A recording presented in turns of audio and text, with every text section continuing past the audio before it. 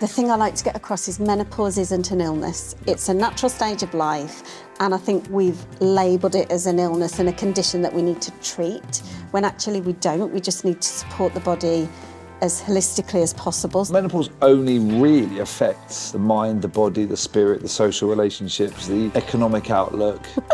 And the enjoyment. Not a lot, really. And just the enjoyment. Yeah. Just those areas. That's the only areas that it really impacts. Why is it such a problem? They're not experiencing it to the same level as women, but they do go through that transition as well. And from a medical perspective, we know from a man the solution to that is to buy a Porsche. That's what I was going to say. From a medical perspective, absolutely. To buy a Porsche. Yeah.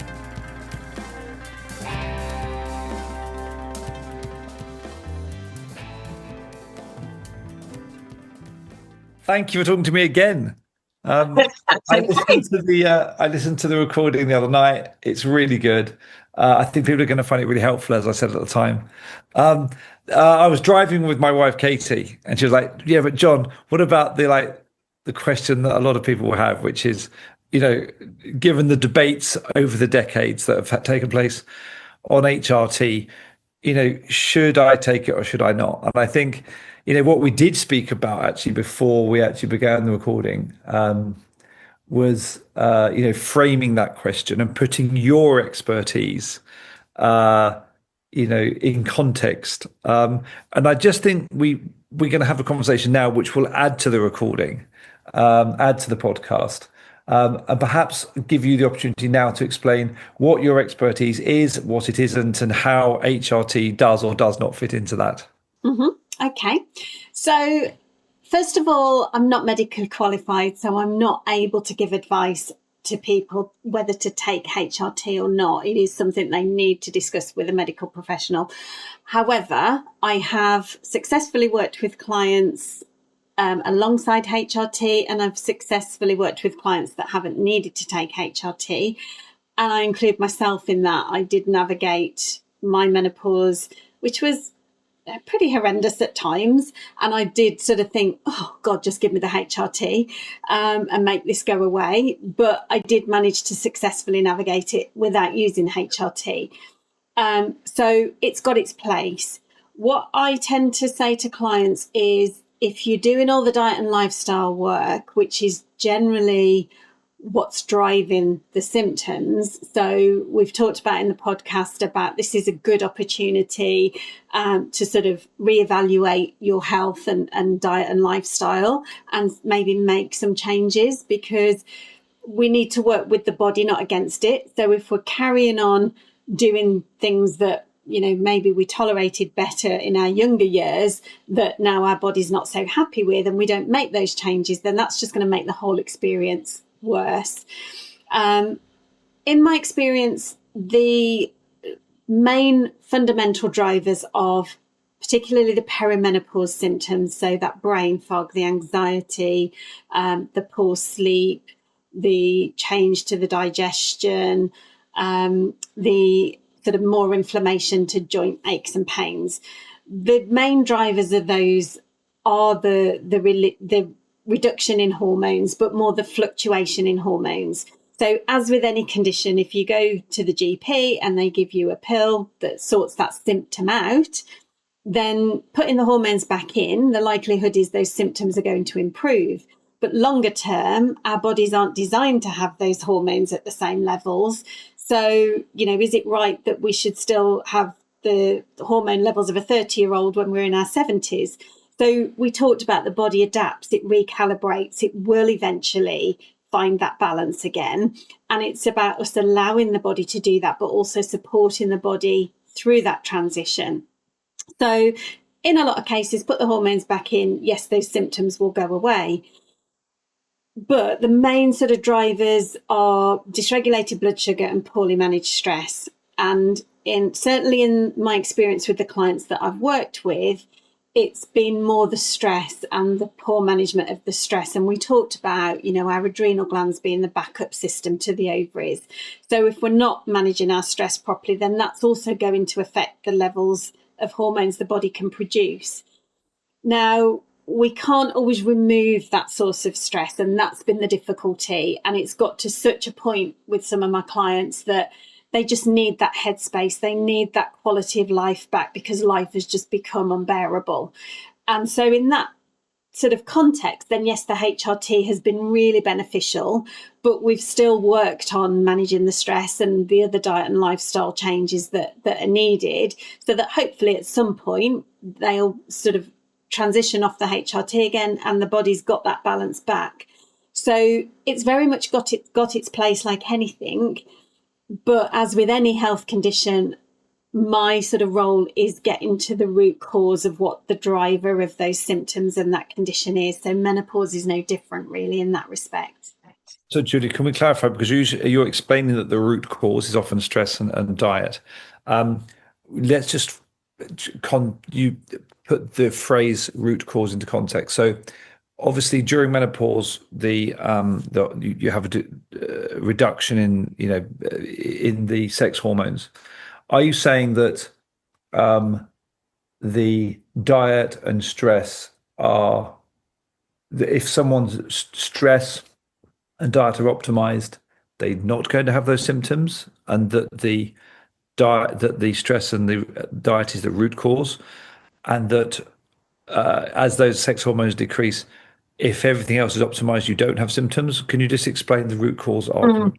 No. So the root cause of the menopause symptoms, particularly that peri-menopause stage, because that's where most of the symptoms are, is the decline in the hormones. But the drivers of those symptoms, so what's potentially worsening those symptoms, is the diet and lifestyle choices, the poorly managed stress. So those backup systems that the body's relying on, those, the nutrients, the detoxification of those old hormones, because those fluctuations are much larger than your general fluctuations in a monthly cycle. So I've actually looked at studies that show fluctuations in a general monthly cycle versus the fluctuations in perimenopause, and they're like this in perimenopause compared to this in a monthly cycle. So it's definitely the decline in hormones that's driving those symptoms, but it can definitely be managed with some diet and lifestyle changes. Okay, so the diet and lifestyle stress management changes, those will, if optimized, they will diminish the effects, the negative effects of those symptoms, is what you're saying. Yes. So it's just those things we've talked about already. So making sure you've got the right fats, because your fats are produced from cholesterol. So you haven't got a diet high in trans fats or low fat foods, which are not providing the raw material for you to actually produce the hormones. Your B vitamins, so B6 particularly for hormone production, B12 and folate for detoxification of those hormones once we've used them. So optimizing nutrient status, is going to support the body to do what it does naturally. Brilliant, Julie. Okay, so if I were to summarize in my layman's terms, we have a situation where in perimenopause, the swings that take place within a normal cycle are magnified and amplified, and those swings are much larger. As the sex hormones begin to diminish in perimenopause, perimenopause and menopause symptoms can be made worse by poor diet and by stress, and they can be ameliorated by better diet and better stress management. Whether your clients are on HRT or not, you work with them to ameliorate those symptoms, but not just the symptoms, but the fundamental health of the body and mind during perimenopause and menopause. Yeah, absolutely. And a lot of women find that HRT only resolves the symptoms up to a certain point as well. So, it's not the silver bullet that everybody thinks it is. If I take that, it's all going to go away. I still get women taking HRT that are still having, quite debilitating symptoms, or, the main issue is it can cause weight gain. So then, they might have swapped one set of symptoms for another problem then that they need support. And what you're trying to do with your clients and your advice on this podcast is to help people not just mask and elastoplast the hormonal challenge, imbalance, but also to allow the body to, as far as possible, do that naturally. So you're equipping the body to do what it needs to do at this very important stage of life. That's exactly it, because I think that's where we started, John, that, it's a natural stage in life. We very much started to treat it like a disease, and it isn't. It's a natural transition. Doesn't mean it doesn't come without its challenges, like puberty. We have challenges as the hormones are increasing and balancing. So it's no different at the end of our reproductive years when they're reducing. It's bringing those challenges, but the body will adapt. It will naturally recalibrate. And we just need to allow it the space and the time and the nutrients and everything else to do that, instead of fighting against it, which is what we're often doing, because we're still wanting to be that youthful person in our reproductive years. We don't want to let go of that and our youth and go into aging, but it's about embracing that time of life and the liberation that comes with it, and that wisdom. It's moving with the change, not fighting against it, really. Thank you. Well, listen, we'll let people listen to the podcast, but thank you so much. We are today at the Integrative Personalised Medicine Congress. Yes. We're so lucky that Varsha Carter allowed us to come. So we met downstairs. Yes. On a different floor. Yes. And you kindly came up here. Thank you. You're welcome. So, look, could you possibly explain to people what you do? Because you've got, I think, something you do 3 days a week or something you do 2 days a week, and Yes. you're going to be talking about both. Yes. But could you possibly just introduce yourself and Sure. tell us what you do? What's course. your name and where'd you come from? Surprise, surprise. Surprise. No, that's the wrong joke. Yeah. So I'm Julie Gough, and I'm a nutritional therapist, and I qualified 4 years ago with the College of Naturopathic Medicine. Yes. And through my studies, I learnt a lot about supporting all types of health conditions. But I was actually experiencing menopause symptoms at the time, and my studies helped me to work out what my triggers and drivers of those symptoms were, and then how to fix those symptoms through diet and lifestyle changes. So initially I was kind of like, wow, this is amazing, because I went to the GP and I was only offered HRT or antidepressants, which wasn't really an option, and sent away, if you want natural, go away and do your own research. There's plenty of information out there, but this is like 15 years ago. I know I don't look old enough. Yeah, definitely. But yeah, there really wasn't that information out there then.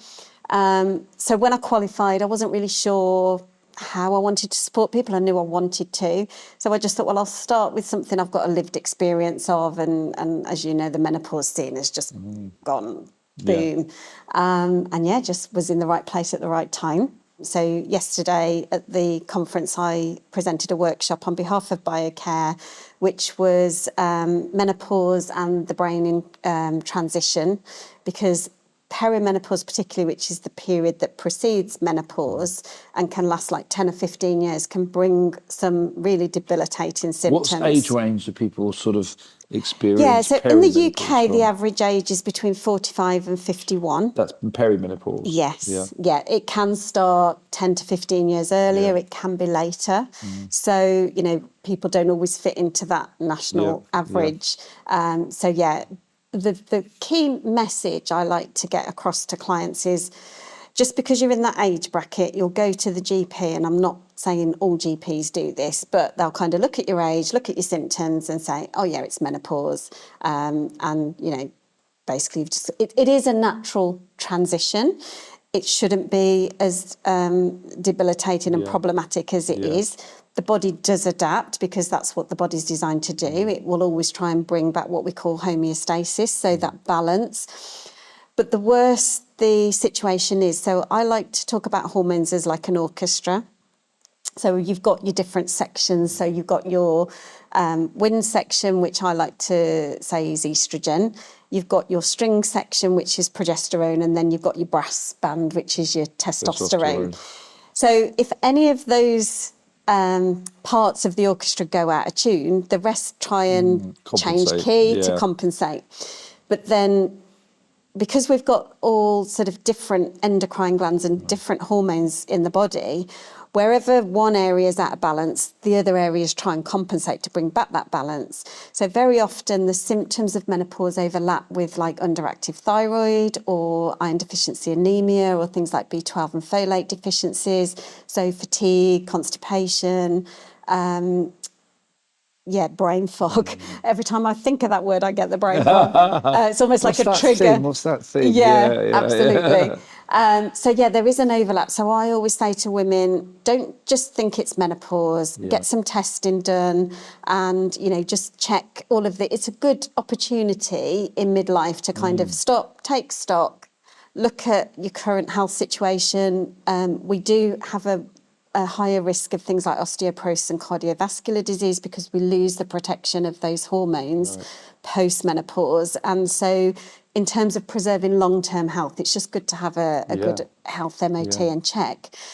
So I work for BioCare 2 days a week and as a part of their clinical nutrition team. So that involves getting involved in education events, being at trade shows, doing newsletters, blogs, supporting general public, retailers, practitioners over the phone and by email. And then the other 3 days I practice myself and see clients on a one-to-one basis through programs and packages. Would you say that menopause is the biggest lens that you look through and it's the biggest reason that people come to you? And and from that point you broaden it out a little bit. Yes. Having found that connection through the menopausal That's right. challenges. I think the biggest lesson is I've marketed myself as supporting menopause, but the thing I like to get across is menopause isn't an illness. It's a natural stage of life, and I think we've labelled it as an illness and a condition that we need to treat, when actually we don't. We just need to support the body as holistically as possible. So lifestyle, diet, nutrition, stress management, because there's lots of factors that drive these hormone symptoms. Dysregulated blood sugar is a key one. And so what I've learned is, although people are coming to me with menopause symptoms, the drivers of those symptoms isn't really even menopause related. It could be thyroid problems, it could be dysregulated blood sugar. They might have other underlying conditions that gut health particularly. Please, might I clarify something, Julie? So are you saying that if people come to you with at an age and with conditions that they or their GP perceive as menopausal, are you saying that these other factors like blood sugar regulation, etc., are they compounding the menopausal situation, or are they separate from that menopausal situation? They're compounding and they're driving the symptoms. So particularly stress. If I've got a client that's got chronic stress or poorly managed stress, they could have the best diet in the world and have all of the right nutrients that they need to support the body and the hormones, but because the adrenal glands are our ovaries' backup system, so the sex hormones are produced in the ovaries. When the ovarian stores deplete and we've only got a finite amount of eggs, so the body shuts down that system, we no longer have a monthly cycle, we can't reproduce, so menopause is essentially puberty in reverse. The adrenal glands can take over production of estrogen and progesterone in much smaller and weaker forms, but because there's a hierarchy in the adrenal glands, because the adrenal glands are what produce our cortisol, which is our stress hormone, but also our survival hormone, the body's going to prioritise producing stress and cortisol hormone and adrenaline over producing any sex hormones. So that's sort of down-regulating it further. So stress is a huge driver. Stress is going to dysregulate blood sugar. One of the things that many women experience as a result of the loss of progesterone, which is a very calming, soothing hormone, is dysregulated sleep. But then you've also got things like hot flushes and night sweats that can dysregulate sleep. So you know yourself, after a bad night's sleep, you're not going to perform 100%. You're not feeling great. You're irritable. So is it the hormones, or is it just the fact you're not sleeping well? So let's focus on getting you sleeping better. That is going to support your body's what we call circadian rhythm and body clock. So that in itself can just help to calm everything down. Do you sometimes see clients and you're tempted to broaden the range of addressable conversations? So do you start to think, actually, I think it's the relationship with your husband, or actually I think it's something else. Do you Yeah. find yourself sort of going, God, where do I start? I really could broaden this out because we are a whole person. Yes. Mind and body is one. All our Yes. systems are one. Yes. How do you, are there Yeah, any stories? Is there anyone, without going into personal Mm-hmm. details, is there any stories that you can share in that regard? Or Golly. Very often women of this age are at a stage in their life where they've got grown-up children, so, you know, they're more independent, and it's a time when they can go, right, this is time for me again, and about doing something for me. And certainly my lived experience, and I love my husband dearly, was at that sort of height of my menopause symptoms, I couldn't stand him. I hated him. I could throttle him if he came anywhere near me. He doesn't snore, but just lying in bed next to him, it was like, will you stop breathing? Because you're just like, really, your tolerance level is so low. And I just turned into this monster who he didn't recognise, and he didn't know what was going on. I didn't understand it myself to communicate to him what was going on. And that's quite classic of what I see, that these women are going through quite a transformation in their body, their brain, their lives. You know, they're sort of reaching this point of, actually, now this is time for me and I want to do this and I want to do that. But then their body's against them and their hormones are against them. So somebody that springs to mind is a client that it was very much a chronic stress picture. She'd got a history of quite severe emotional and physical abuse, which she hadn't dealt with. And because progesterone helps us with our emotional processing, during perimenopause, when that declines quite quickly, if you've got sort of unresolved trauma or any sort of emotional things that you're holding on to and haven't processed, they will manifest. And, you know, it kind of hits us in the face of like, yeah, you haven't dealt with me and I'm back again and you need to sort this out now. So she was very much in that category and very, very good diet-wise. There wasn't a lot I needed to work on with her dietary-wise, but it became really clear that we tried to work on the stress as best we could, because you can't always remove that sort of stress, so source of stress. So whether it's your husband or your job or the kids, you know, you've got that stress and you can't just go, well, bye, I'm going overnight. But you can adapt how you respond to it. Now, she'd got a very toxic environment at work, and we sort of worked together on a program, and I just kept sort of like chipping away at, you know, what about this, what about that, and this, and unless we, you know, we're making some progress, but this is really the crux of the problem, and I had to sort of really drill down and get her to confront that. Now, some clients are ready to confront it. Some clients are just really dismissive, but I just make it clear that unless you can resolve this, we're not going to resolve your issues. Wise of you, She ended up leaving her job because she sort of had that light bulb movement of, I want to feel better. This isn't sort of serving me well.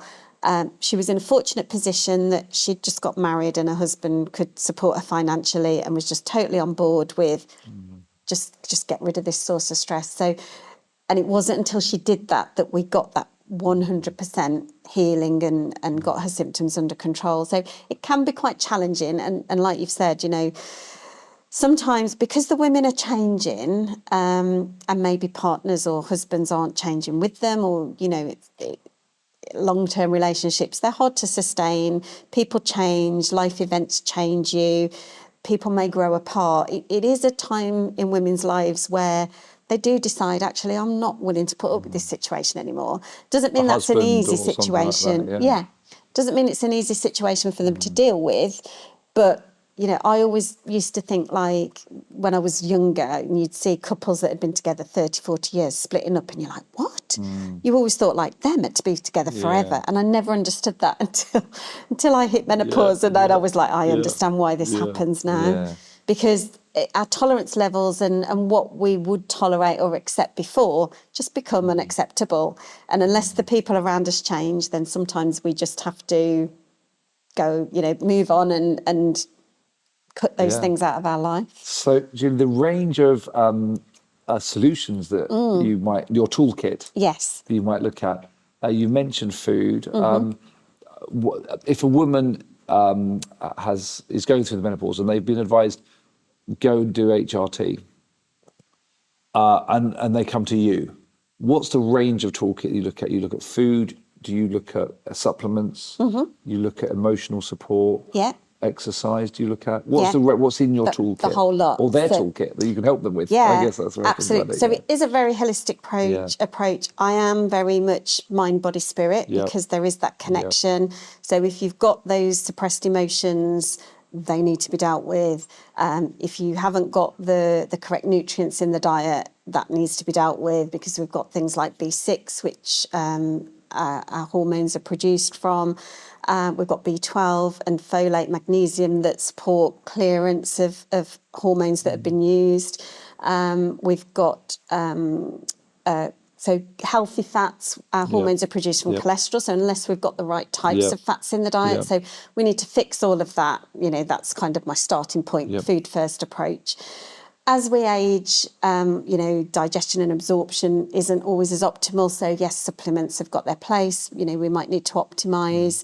So I do a range of functional testing, so I can get blood tests done, hormone testing done, gut tests done. So I can work with clients if they want to go down the testing route, but we don't always need that. And then it is the energetics. So I do like to work with energies and chakra points if clients are open to it, because not everybody is, but I don't always talk to them in the woo-woo sense. It's just kind of like, right, you're holding on to this emotion. Let's just do a short meditation and let's just get you focused on your breathing. And, we can do a 5-minute breathwork session with somebody and they're like, wow, I feel so different. I mean, for anyone watching this thinking that, wow, what are you talking about, chakras? I mean, we're really clear now, on the work that we've done on this podcast, that we cannot poo-poo that. Yes. We cannot belittle that. Yeah.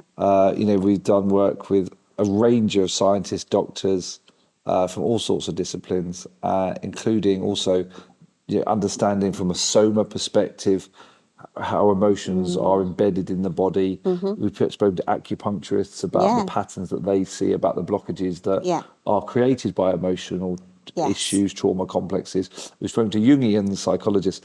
It's absolutely valid and fundamental what you're saying. And it strikes me that everyone, if the body is one, if there is this soma that, and also that we're connected as between us as well, and everything's happening at the same time, it's no coincidence that someone that comes into a discipline through nutrition and the menopause, or someone that comes into it through psychology, you end up in the same house. You end up in the kitchen all together going, how did you get here? Well, I came through the front door. I came through the back door. But we're all going to end up in the kitchen, aren't we? Yeah. Realising that this is one problem we're all trying to solve. Yeah. Without a doubt. And your route is the menopause, and your route was nutrition. Yes. But ultimately, you have to address all these things. You do, yeah. Added to that, I am also a qualified health coach. Right. So a lot of the time, it's a time of life where the body's changing, the way the body distributes fat changes. We're more sensitive to carbohydrates, so we just can gain weight really easily. So I can work with people on a behaviour change programme because we all know what to do. We all know the right things to do. It's not theory. It's not rocket science. No, it's not theory getting in the way. It's the mindset, and it's getting people to find ways that work for them. So it's very much a personalised approach, because I could tell one person to, I don't know, get up at 8 a.m. and do an exercise session and some meditation and then get their breakfast. But that might not work for another person. So it's making it so that, well, what's going to work for you and how can we make this fit into your life and make it easy, so it's not too cumbersome. It fits into their life, that they're just minor tweaks a lot of the time that they need to do to get really good results. And when you say mindset, it's not just willpower, is it? It's the patterns and the patterns of behaviour. And I'm sure we could argue whether it's atomic habits or whether it's more structurally. Yeah. I mean, I would say, in my understanding of looking at it so far, actually for the last probably 20 years, but accelerating with this podcast, is that it's the structure of that we work in, it's the rhythms around us, it's the built environment, it's the routines, it's because when people go onto a health farm or to Canyon Ranch in America or wherever, they lose weight and they become more confident. That's because they are literally in that environment. They are a product of that context. They're a product of that context as well. And so what advice can you give someone watching this about how to organize their life so that the outcome is health? What advice could you give? Limiting beliefs is a big one. So mindset, it's about being in that growth mindset and being willing to change and not being in that fixed mindset that those limiting beliefs are holding you back. So I've had clients that have been really successful at weight loss and then they plateau or they self-sabotage. Because they become attached. Yes, that's and they don't where want to they're give that up. They comfortable. don't want to give that up. Yeah, that's right. Yeah. And suddenly they're entering this new world that's outside their comfort zone, so they'd rather backtrack. Even though they're not happy there, that's where they're safe. So you can do some really basic, simple things. So particularly for hormone balancing, protein is key. So hormones get bound to proteins to be transported through the blood to wherever they need to go. And so most people I meet haven't got anywhere near enough amount of protein in their diet. So making sure that they're having a good source of protein with every meal. So that can either be from animal protein or plant protein. So things like poultry, fish, beans, lentils, chickpeas, etc. Reducing carbohydrates to balance blood sugar. So the protein helps to balance blood sugar. Getting your fats from the healthy fats, so reducing processed foods as much as possible because of all those additives, chemicals, E numbers, things the body doesn't want, the trans fats. Anything we put in on our skin, the body's got to detoxify and deal with, and it's too busy just trying to keep us alive every day. So we'll eat something that's got a trans fat. So for instance, low-fat products, get rid of them. They're chemically altering the fat in that product, which gives it the flavour and the texture. That's no longer a natural fat. So the body, it needs to process it, but it can't use it for energy. But eat an avocado or some nuts and seeds and they're essential fats, because the body can't produce them. Can I list these in my head? So for someone watching this and they want to sort of like, not hack, but they want to start by putting your wisdom into practice today, what could they do? Okay. So eat a more Mediterranean-based diet, which is a whole food diet, low in processed foods, well, no processed foods, high in phytonutrients, so all those colourful fruit and vegetables that are going to provide those vitamins and minerals that the body needs for the hormone production and detoxification. Ideally quit alcohol and caffeine, which are stimulating, which are going to drive cortisol response. Manage their stress really well, or find strategies for managing their stress, or remove those sources of stress where possible. And they could be relationships as well. Can be relationships, it can be jobs. Bit difficult to do something about the kids, but you know. Just tell them you love them and need some time. Get some mindset work done. So if you've got limiting beliefs that are holding you back, some basic CBT techniques. So I do work alongside a psychologist that when I've got people with deep-rooted trauma or, you know, real difficult mental health issues, it's not something I'm equipped to deal with, but I work alongside a psychologist who's brilliant. But I can sort of help with basic CBT strategies. So things like transactional analysis that helps with communication and can improve relationships. And sometimes it's just that communication that needs adapting. Things like circle of influence, so keeping things in perspective, draw two circles when you've got a problem and put all the things in the middle that you can control and all the things outside you can't, and generally all the things on the outside are much bigger than what's on the inside, and you just suddenly get a better sense of perspective. So those types of tips and tricks. Hydration is just so important. So making sure you've got adequate water intake. And maybe electrolyte support. Can be magnesium quite key. All your sort of minerals like magnesium, sodium, chloride and potassium. And just get a general health MOT and get some, you know, specialist advice on optimising health and nutrient status. And perhaps this can be just like different life stages offer different opportunities to grow. Actually.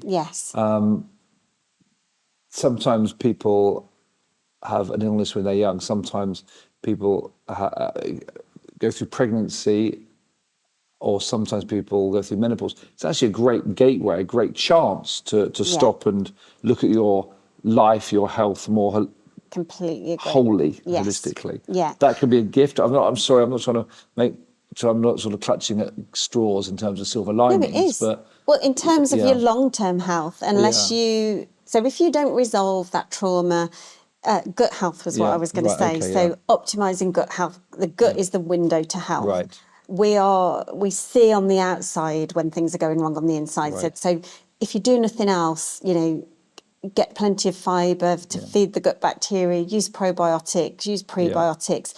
And sometimes that's enough to just, you Right. know, 70% of our immune system's in the gut. We produce 80% of serotonin, our happy neurotransmitter, in the gut. We've got that gut-brain connection. Our gut is our So second Julie, brain. the things that someone experiencing menopause and experiencing side effects, negatives, or experiencing uncomfortable side effects of Yes. menopause, it's pretty much a similar set of things that anyone should do at any age, Yeah. which is, you know, eat a Mediterranean diet, look after your gut health through Yes. prebiotics, probiotics, sort out your stress, sort out your sleep, look at the relationships and avoid limiting beliefs that are gonna screw you up. Yeah. And so I can see why you end up being a broad practitioner, helping people Yes. set themselves up for the rest of their lives. Yeah. Well, let's finish on this, which is you must sort of see a lot of women who lose confidence. That's huge. What advice can you give to somebody? And I see a lot of women go, "Oh, I can't go back to work. I'm not good enough. Work's moved on. Things are very different now." Yeah. And it can really be just a symptom. That can be true, but additionally, it's a symptom of a loss of confidence. Yeah. What do you see?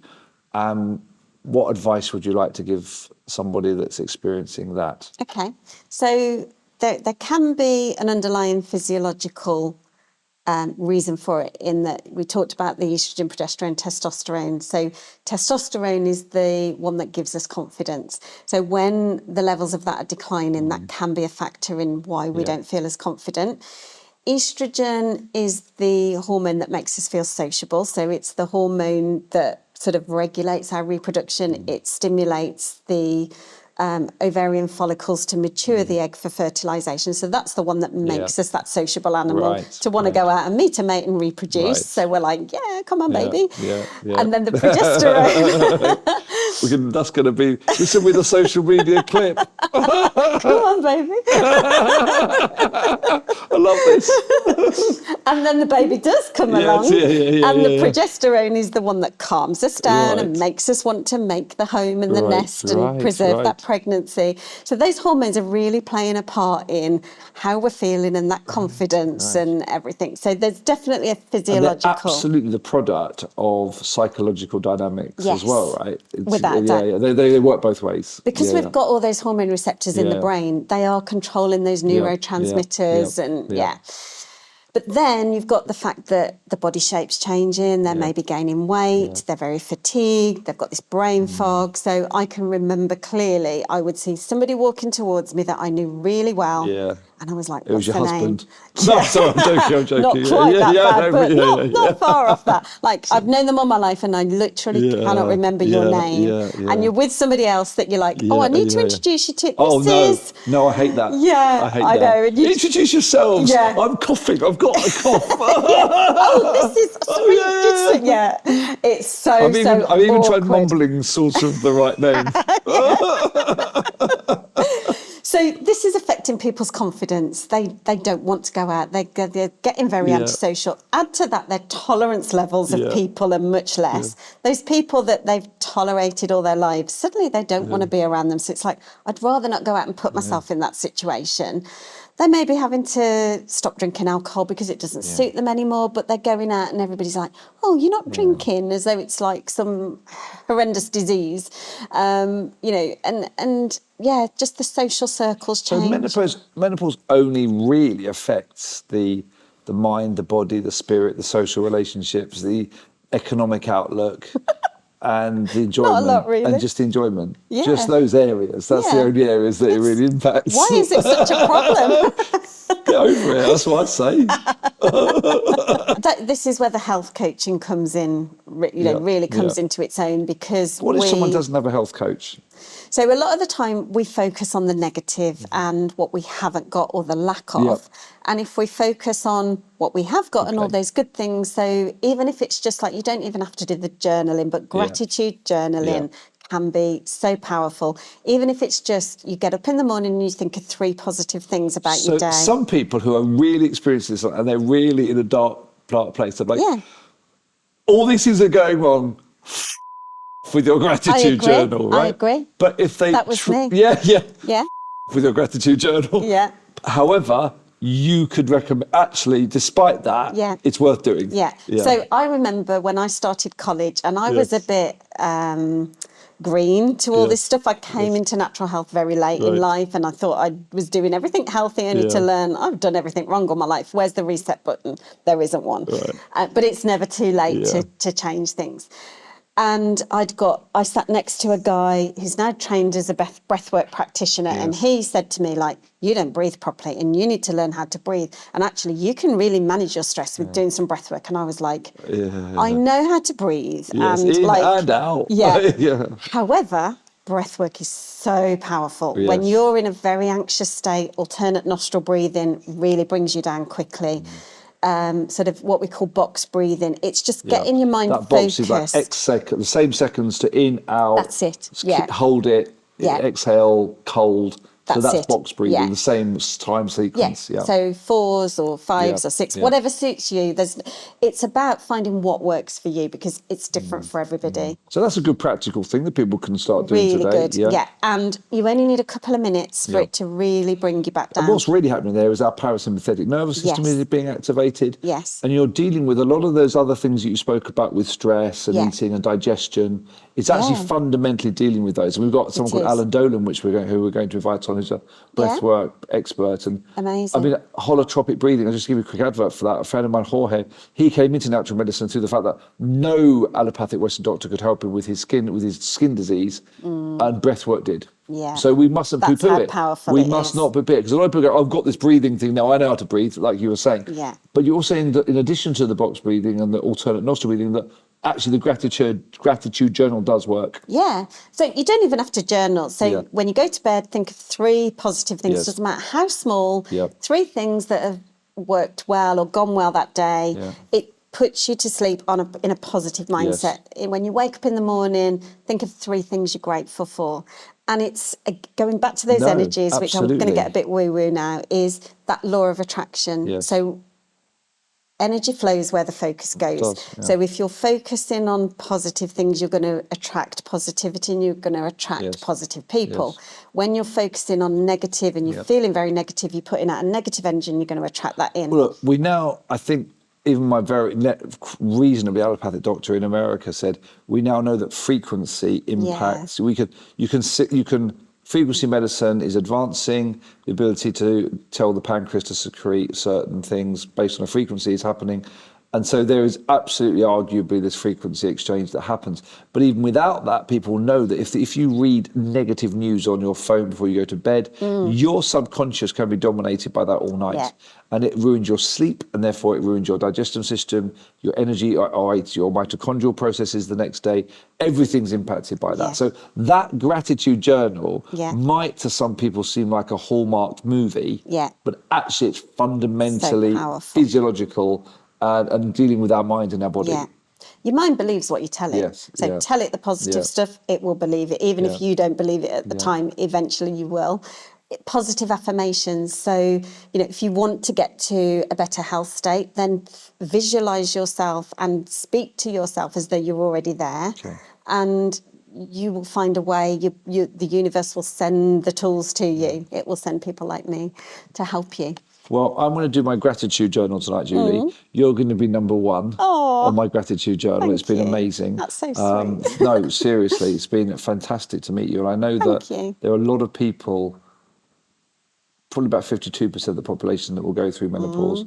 And I know that we are going to receive emails or comments from people that you have changed today based on you taking the time out to do this. So we're really grateful, and that's really kind. Really hopeful that people are going to benefit from this and expecting that they will. Thank you. So Just very quickly, you did touch on andropause. Yes, yeah. Men also experience a decline in their hormones, and men do have estrogen, progesterone and testosterone, just in different levels to women. So the main hormone in men that declines is testosterone. So, that affects things like muscle mass, libido, energy, causes us to gain weight.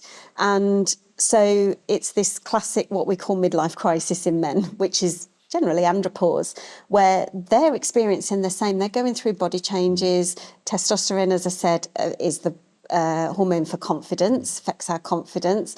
And so they're not experiencing it to the same level as women, but they do go through that transition as well. And from a medical perspective, we know from a man, the solution to that is to buy a Porsche. That's what I was going to say. From a medical perspective, yeah, absolutely. To buy a Porsche. Yeah, so give the old bird up that's going through menopause, get a nice blonde on the arm, and not sorry to brunettes, but I mean, we all know. I mean, blonde. My wife is a blonde. That's it. Okay, get a soft top car. This is brilliant hot water you're dragging me into, and I'm like, Julie, don't take us there. Don't take us there. You'll get me in trouble. But yes, so the soft top car. Let's leave the blondes and brunettes out of it. Okay, a Porsche or a convertible Porsche is the medical answer. Yeah. Okay, there we go. Yes, but ditch the menopausal wife. Yes, exactly.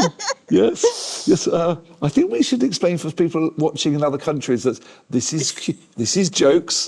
This is humour. Absolutely. This is the British sense of humour. Yes. People going, I don't get it. What are you saying? That's really rude. Sorry. Why am I doing an American accent? I don't know. Now we're screwed. Now we're screwed. Anyway, so basically, what can men do about all that? Yeah, so pretty much the same as women, to be honest. So it's getting those hormones balanced. It's about that Mediterranean diet, ideally sort of cutting down on the alcohol, which, so particularly with sleep, when that gets affected, alcohol can block melatonin receptors. So melatonin is our sleep hormone. And so alcohol has got a sedative effect for that reason. So a lot of people rely on it to help with sleep or wind down. So it's going to have that effect. But then we have that wake up at 2, 3 in the morning because the alcohol's released from those melatonin receptors, but the melatonin we produce to sleep is now detoxified because there's nowhere for it to go. And then we're wide awake. So cutting down on the alcohol is going to help with sort of weight management. It's going to help with sleep. And so when we're feeling sort of better in our bodies and we're sleeping better, then that's going to have a knock-on effect. I'm laughing on alcohol, Julie, because it's that time when you feel a bit pissed and you wake up at 3 and you're awake and you think, I'm so awake. I'm going to have such a brilliant day today because I'm awake already. Yeah. And then about 5 o'clock, you're completely screwed. Absolutely, yeah. But it's that 3 till 5 when you think, I'm not tired. Yeah. I wonder why I'm not tired. And then suddenly it hits you like a 10-ton truck and you're like, Totally. Okay, so same advice for men as for women, but andropause is something. Yeah. So it's all about those healthy fats, getting the right types of fats. Yeah, just supporting the body. Making sure you, for both genders, or for all the genders, I guess, that you are maintaining purpose. Yeah. Because you can get to that age where you're like, oh, okay, the kids are left, and what are we supposed to do now? Listen to radio too? Yeah. Because it ain't going to do that. Yeah. So you need to find a new purpose and a new. Because they can take their pension early at 55. Yeah. A lot of people I know are retiring early, but it's like they're getting bored because it's like, well, all of a sudden they've gone from these, quite responsible jobs to nothing. And it's like, well, what am I going to do with the rest of my life? Because they could have another 40, 50 years potentially left. We are ageing better. We've got more people reaching centenaries and beyond. So, it's kind of like... It's a long time to do nothing without a reason. Yeah, without a doubt. Amazing.